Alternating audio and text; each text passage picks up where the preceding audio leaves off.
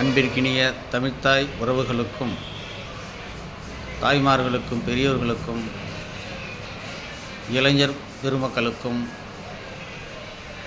ராஷ்ட்ரிய ஜனதாதளம் கட்சி சார்பாக நன்றி கலந்த வணக்கத்தை தெரிவித்துக் கொள்கிறேன். ராஷ்ட்ரிய ஜனதாதளம் கட்சி நாளை நடைபெறுகின்ற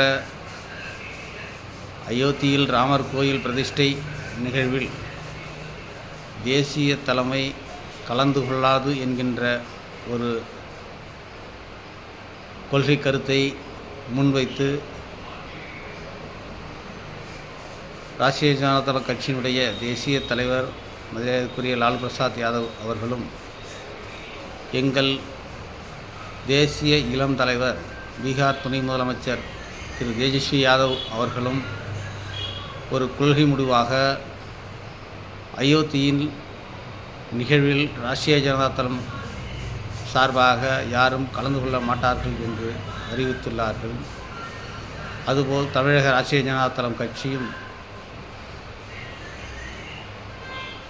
தேசிய கருத்து கொண்ட நமது தோழர்கள்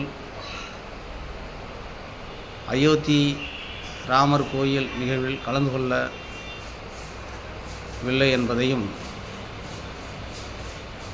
அயோத்தி ராமர் கோவில் நிகழ்வில் கலந்து கொள்ளவில்லை என்பதற்காக நமது கட்சி ஒரு மதவாத கொள்கை கொண்ட கட்சி செயல்படுத்தும் நிகழ்வில் ஒரு சமூக நீதி இயக்கம் கலந்து கொள்ளாது என்கின்ற கருத்தை முன்னெடுத்து நாங்கள் எந்த மதத்திற்கும் எதிரானவர்கள் அல்ல, முக்கியமாக இந்து மதத்திற்கு எதிரானவர்கள் அல்ல, நாங்கள் கடவுள் மறுப்பு கொள்கை கொண்டவர்களும் அல்ல, நாங்கள் கடவுளை வணங்குகின்றவர்கள்.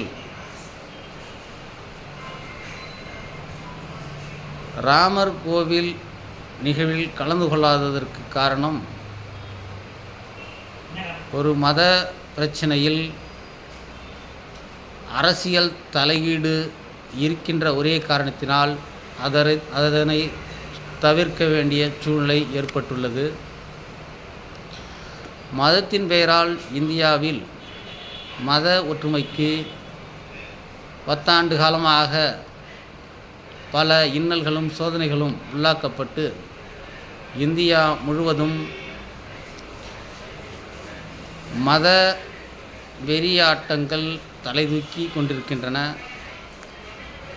வருகின்ற 2024 பாராளுமன்ற தேர்தலில் இந்தியா ஒரு மதசார்பின்மை நாடாக செயல்பட மதம், மொழி, இனம் கடந்து தேசிய ஒற்றுமையோடு மக்கள் சிந்தித்து செயல்பட வேண்டும் என்று தமிழக ராஷ்ட்ரிய ஜனதாதளம் கட்சி சார்பாக வேண்டுகோள் விடுக்கிறேன். நன்றி, வணக்கம்.